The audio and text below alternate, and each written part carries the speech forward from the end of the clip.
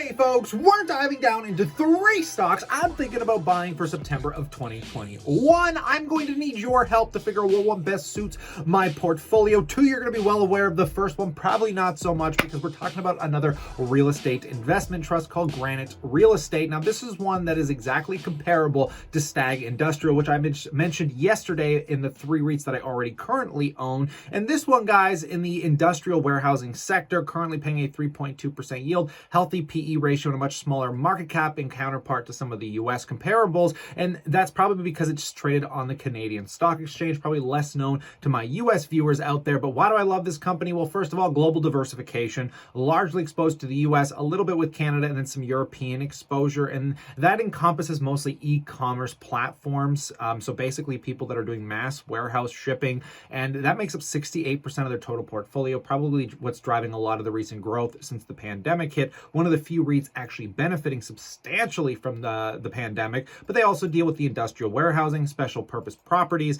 and then flex and office properties, which luckily only make up 2%. So they dodged a bullet there on obviously most people not going back to the office. So let's just talk about the clients, the people that are renting these warehousing. At the very top of the list, we're taking a look at Magna here, folks. This, by far, my biggest concern, guys, is usually I don't like seeing REITs that are so heavily exposed to one major company, but Magna has been around for a while. This is what turned me off from buying it initially when I ended up choosing Stag over this, because Stag's largest client, coming in at, I think, right around 4%, was Amazon. And this company actually has more exposure to Amazon than even Stag. But this client list is absolutely robust. You got Walmart in here, Samsung, like just really world-renowned companies making up the vast majority of their primary client list. And just diving down into the lease structure behind these, for those that aren't aware, a lot of these clients are signing leases to an X date, and you're really hoping that they're going to renew those leases. And luckily for this company, 43% of the leases don't come up till 2027 or plus. You might remember I talked about MPW, which has a lease structure that goes out past 2030. So that is kind of like a volatility risk within the company. But considering they have a 99.3% occupancy rating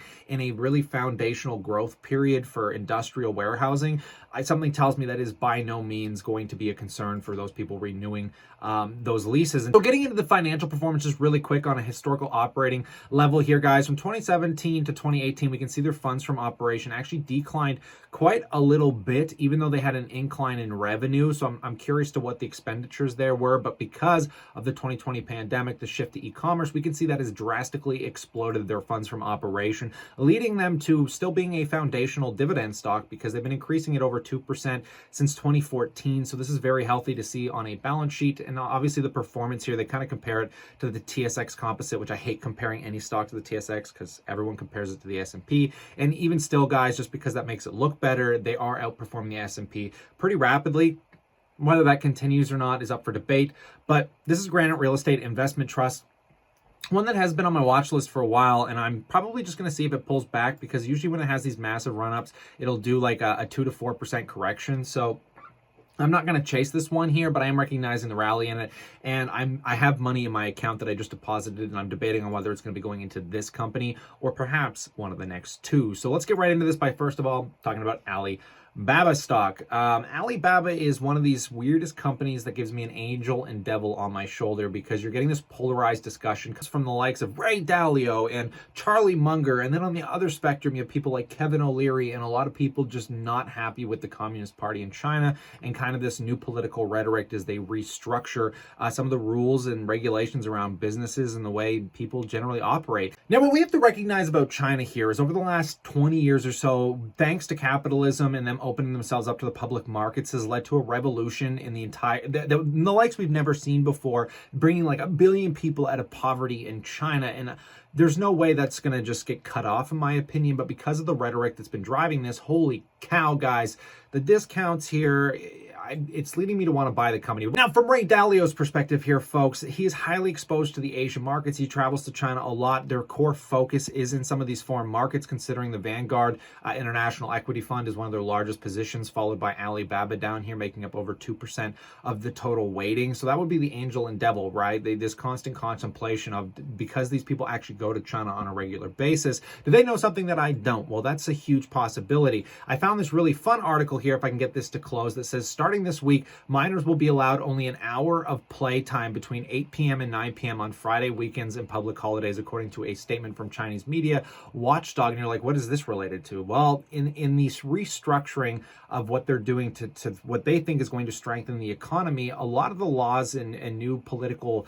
interventions, I think, are relatively appropriate. They're causing these big conglomerates to invest into farmland, the things that matter to the society, which I think a lot of these new regulations, especially when we're talking about like working and like the hours you can work and the labor laws, they're definitely making more Western. But where other laws come into play that just I find mind-boggling are things like this and how you even control things like this. And this is kind of what leads to that further rhetoric, right? Because they're trying to implement this through the companies. They're going to make it so anybody playing video games has to use their real IDs.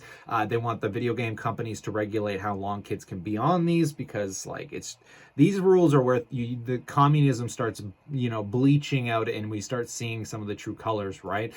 In other interesting news with Alibaba, let's classify the risks. There's 3 questions that I noticed they were brought up from Seeking Alpha. Really incredible. They say China's regulatory crackdown is something you have to think about, the growing confrontation between the United States and China, and the risk of complete delisting of the company in the US. But I want to focus on this one particularly because obviously this is where some of the biggest concerns for folks in the Chinese market come from, because they're claiming that, in my opinion, this is the most interesting point. Here's a recent quote from the SEC chairman, Gary Gensler.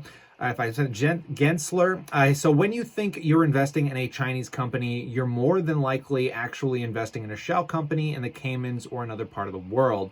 The market took this statement very painfully. Many started talking about the possibility of China or Alibaba delisting, but it remains unclear why this topic has not aroused interest in the previous 6 years. Chinese companies use the VIE, the variable interest entity, a corporate structure, due to official requirements and restrictions, which we can see here. Under the structure, investors do not actually own any part of the actual Chinese company. The reason is that under Chinese law, foreign ownership is prohibited in some Chinese industries. The problem is that such a structure is actually illegal. You cannot sue or seek compensation if your rights have been violated. But at the same time, the structure has been in existence for many years, and the Chinese government is unlikely to ban it because it can cause a domino effect and the US stock market will be lost to China. Of course, the previous 2 risk factors could lead to the prohibition of the listing of tech companies in foreign markets using shell structures, but in my opinion, Alibaba, given its size, is not at the main risk here either. In addition, this company has been on the US market for a relatively long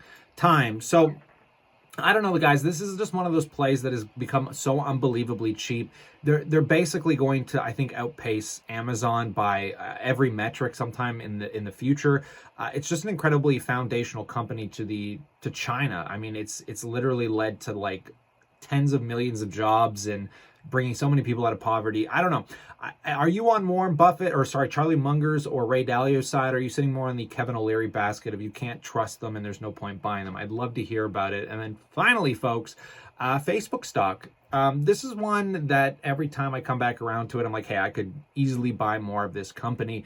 And it's just the path of least resistance to wealth. I own already 40 shares, and I don't think it would hurt to buy a few more. And then that way, sometime down the road, if I have to buy something, it just seems like a great parking place for capital, trading at the best discount against any of the top 10 companies that sit on the S&P, in my humble opinion.